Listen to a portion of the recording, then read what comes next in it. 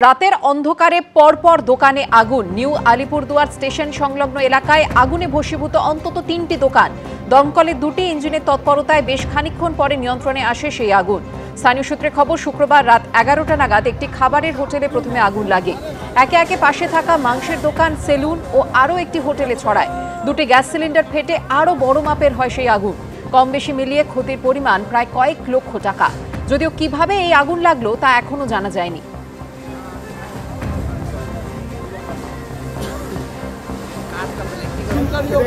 কাজ করছে আগে স্টেশন ছিল। হ্যাঁ,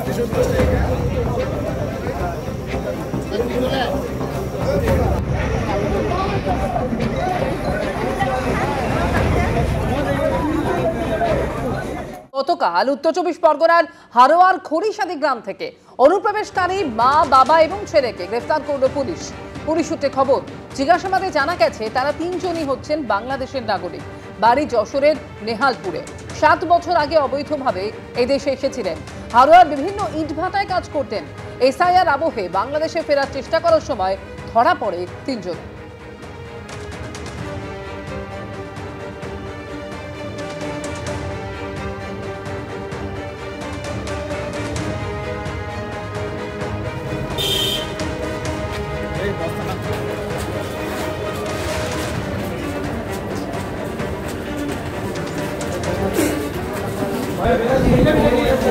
ওসমান তরফদার, উসমান, তারপরে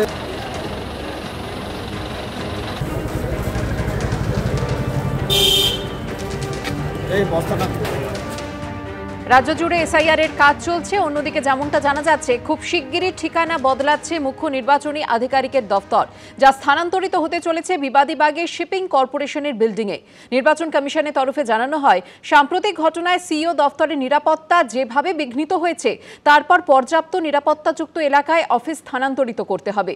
কলকাতার পুলিশ কমিশনারকে মুখ্য নির্বাচনী আধিকারিকের এখনকার ও নতুন দফতরের সুরক্ষা সুনিশ্চিত করতে নির্দেশ দিয়েছে নির্বাচন কমিশন। এসআইআর আবহে এবার বদলাচ্ছে রাজ্যের মুখ্য নির্বাচনী আধিকারিকের দপ্তরের ঠিকানা। খুব শিগগিরই তা স্থানান্তরিত হতে চলেছে বিবাদীবাগী শিপিং কর্পোরেশনের বিল্ডিংয়ে। সম্প্রতি মুখ্য নির্বাচনী আধিকারিকের দপ্তরের সামনে তৃণমূলপন্থী সংগঠনের বিক্ষোভ ঘিরে ধুন্ধুমার বাঁধে। সারা রাত সেখানে বসে থাকেন বিএলও অধিকার রক্ষা মঞ্চের সদস্যরা। এই আবহে নির্বাচন কমিশনের তরফে জানানো হয়, সাম্প্রতিক ঘটনায় সিইও দপ্তরের নিরাপত্তা যেভাবে বিঘ্নিত হয়েছে, তারপর পর্যাপ্ত নিরাপত্তাযুক্ত এলাকায় অফিস স্থানান্তরিত করতে হবে। এরপরই সিইও দপ্তর স্থানান্তরের নির্দেশ দিল নির্বাচন কমিশন। কলকাতার পুলিশ কমিশনারকে মুখ্য নির্বাচনী আধিকারিকের এখনকার ও নতুন দপ্তরের সুরক্ষা সুনিশ্চিত করতে নির্দেশ দিয়েছে নির্বাচন কমিশন। এই মুহূর্তে মুখ্য নির্বাচনী আধিকারিকের দপ্তর রয়েছে এনএস রোডের বামান লরি বিল্ডিংয়ে। এই দপ্তরটি যেখানে রয়েছে তার জায়গা অত্যন্ত ছোট এবং সংকীর্ণ। সম্প্রতি রাজ্যে এসে শিপিং কর্পোরেশনের বিল্ডিং ঘুরে দেখেন পশ্চিমবঙ্গের দায়িত্বপ্রাপ্ত senior deputy election commissioner Ganesh Bharati. শীঘ্রই সেখানে স্থানান্তরিত হচ্ছে দপ্তর। ওখানে আবার বিপদ আছে, ওখানে আবার মানে আমাদের তো ভালো জায়গা, তো যেটা ওটা বিশেষভাবে শান্তিপূর্ণ এলাকা। আর আমাদের তো মহানাগরিক বলেই দিয়েছিল ওটা মিনি পাকিস্তান নাকি একটা, সেইখানে আবার যদি ইসি চলে যায় তাহলে আরো মারাত্মক ব্যাপার। নির্বাচন কমিশনের অফিস বদলের কথা শুনছি, তারা অন্য জায়গাতে শিফট করতে চাইছেন। কেন শিফট করতে চাইছেন জানি না। আমি তো শুনছি অমিত শাহ নাকি কলকাতায় ঘর ভাড়া নেওয়ার জন্য জায়গা খুঁজছেন। তো অমিত শাহকে ঘর ছেড়ে দেওয়ার জন্য তারা নতুন জায়গায় যাচ্ছেন কিনা আমি বলতে পারবো না।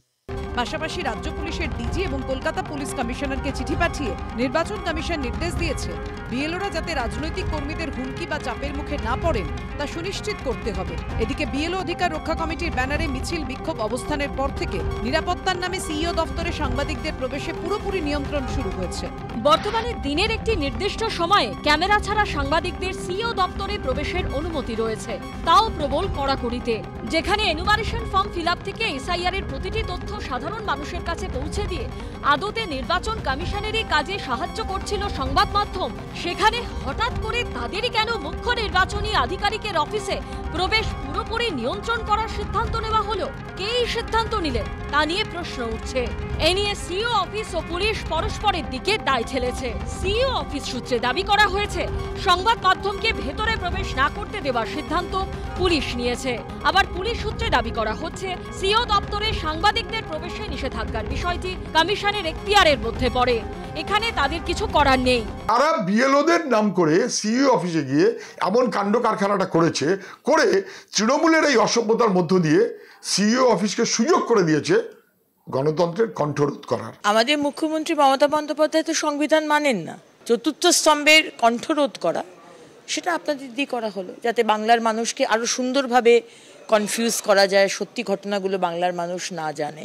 এসবের মধ্যেই আন্তর্জাতিক গণতন্ত্র ও নির্বাচনী সহায়তা সংস্থা International Institute for Democracy and Electoral অ্যাসিস্ট্যান্সের 2026 সালের চেয়ারপারসন হিসেবে দায়িত্ব নিতে চলেছেন জ্ঞানেশ কুমার। এই উপলক্ষে ডিসেম্বরে সুইডেনে যাবেন তিনি। রুমা পালের রিপোর্ট, এবিপি আনন্দ, কলকাতা। এবিপি আনন্দ, এগিয়ে থাকে, এগিয়ে রাখে।